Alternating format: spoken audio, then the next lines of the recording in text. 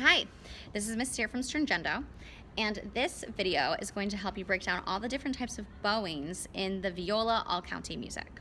So we have a few different bowings going on. The first difficult one is the two-note slur with just your eighth notes. Like in measure 9, your first two notes are slurred together. Two different fingers under one bow. So you want to just break those down by themselves and practice them out of context of the piece. Another example would be measure 13. So that's your first type of bowing. Another type of bowing is slurring just two 16th notes. It's the exact same thing as eighth notes, except it's twice as fast. So for example, in measure 2, the first two notes are slurred together. And make sure you are using your fourth finger to avoid the string crossing. Gets a little messy. They happen again in the next measure on the F sharp G, and then the next measure at the B C sharp. Okay, another type of slur is the dotted eighth 16th note slur, such as in measure 8 on beat 3. So the E to the D. So it's kind of like the two eighth note slurs in the sense that they're very connected, but the rhythm is just different. 3 E and 3 E and 3 E and You want to make sure that it doesn't sound even like two equal eighth notes. Our eighth notes and 3 E and are the dotted eighth 16th note. And just to make that difference clear, here's that entire measure.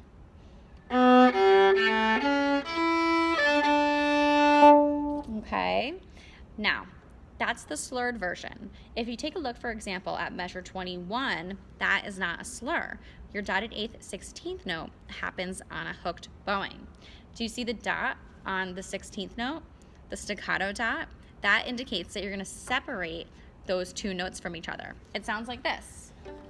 The bow stops in between. It's the same rhythm, but it's a different articulation. So, 1 E and 1 E and Those two bars again. Just like that. Okay? Another hooked bowing that you have is in measure 9, 10, 11. Measure 11, beat 3. You have two eighth notes, so equal amount of value and time, but they're hooked together. They're not slurred. So instead of playing them smooth like this, you're going to hook them. Just like that. You're going to stop the bow in between. So that entire measure, for example, so that's how you do those hooks, okay? Another difficult bowing is separate 16th notes. So you want to make sure you're not using too much bow, and it's just coming from your elbow like this. So 4 16th notes in a row, for instance, on the D string, right in the middle of the bow, and just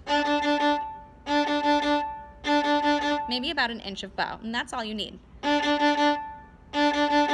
Even when it's just 2 16th notes. Still same tiny motion and 1 inch of bow. So for example, in measure 4, you have 2 16th notes that aren't slurred. Be careful because those are the only two that aren't slurred in that measure right there. Okay, so the C sharp A, just really tiny bow. The whole measure together, like that. Really tiny bow for that. Then in measure 6, you have 8 16th notes in a row. So just tiny bow for the entire thing. If you slowed it down, and then you speed it back up.